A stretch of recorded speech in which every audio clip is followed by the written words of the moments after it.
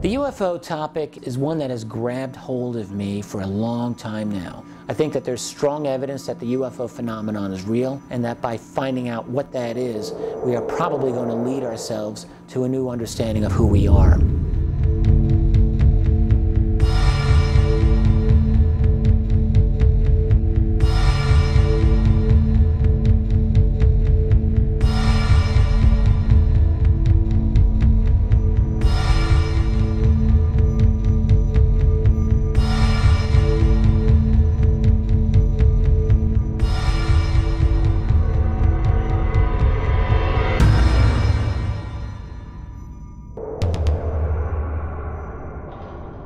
Sure, UFOs occur everywhere, but when they happen in Washington, D.C., that means they happen over restricted airspace. And that makes it a big deal from a national security point of view. When you have objects that aren't supposed to exist flying around the Capitol and the White House, you might argue that can be a big deal. I think it was about a week ago that I got an email from Rob Simone, who's a researcher into UFOs. An email about a fellow named Wilbur Allen, who's a photographer in the D.C. area, who apparently got some interesting photographs. Can you tell us a little bit about Wilbur Allen? Is this guy legit? He's a former aerospace engineer and worked on Air Force One. I guess we'll have to take a look at this.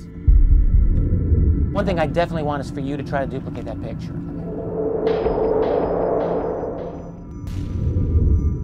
I shoot a lot. We're talking 10,000 images a week, easy, that I look at. And there's situations that come up where I'm questioning my own photographs, not usually about paranormal or UFO activity, just about technical perfection, really, to be honest. So I just want to make sure this is where your tripod was, and it was dead shot right there to where Lucky is seated. Exactly where we were. I'm very anxious to take a look at these pictures.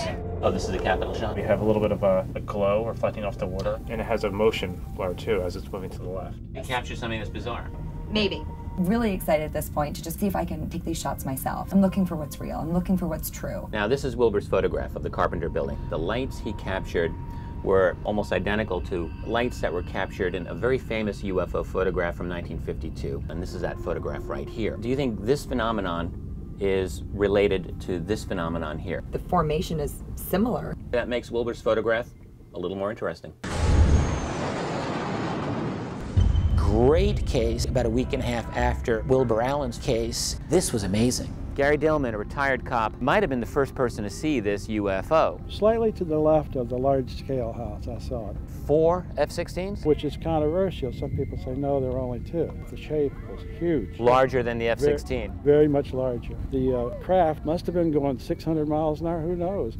Stops and backs up instantly. They were, probably a couple of miles from the no-fly zone. It may be different from what the Washington Post reported, but Gary Dillman is adamant it was 4, not 2 fighter jets. An unknown object being chased by 4 of America's top fighter jets, who were absolutely outclassed by this thing.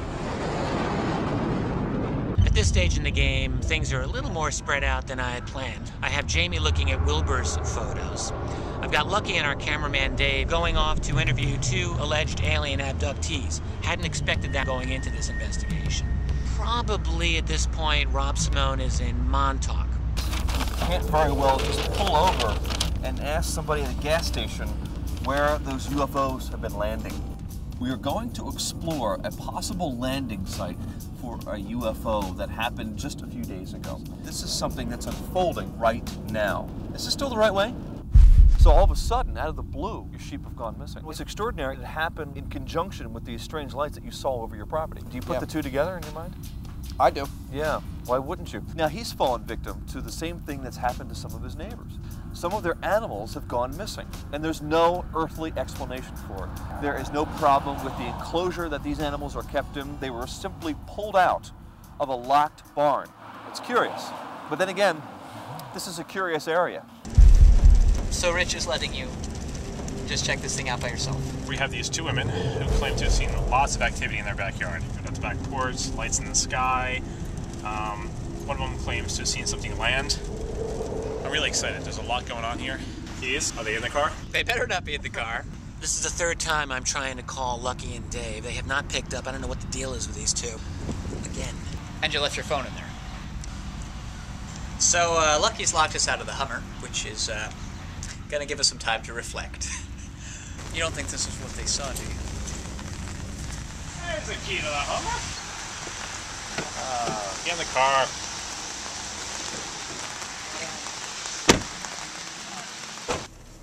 Just a little twist. I'm trying not to kill the homeowner. We really should have written this down. I'm really excited to see Lucky in his element. One of Lucky's ladies wakes up every morning right at 3:33 and feels compelled to drive here.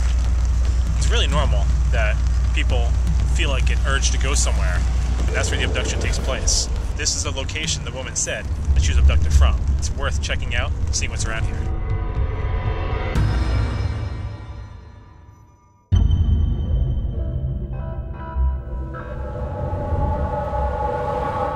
You won't want to miss the next episode of First Contact. There's all kinds of activity going on here. I think it's all connected. These stories about this machine with alien technology.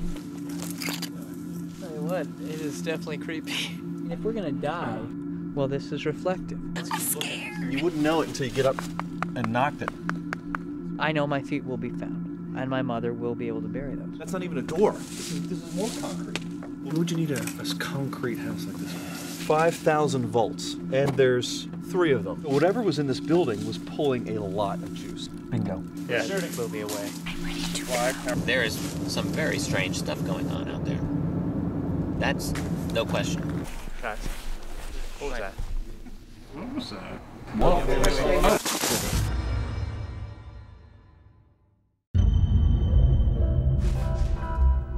No, you were using a tripod for this shot as well. I wanted to make sure that I nailed every technical point on this. I wanted to know his focal length. I wanted to know what type of film he was using. I wanted to know his shutter speed. We know there's going to be a lot of ambient light in the city, so we want to make sure that we don't jump the gun. We have to wait until about midnight, 1 o'clock to take these photos because it needs to be really dark.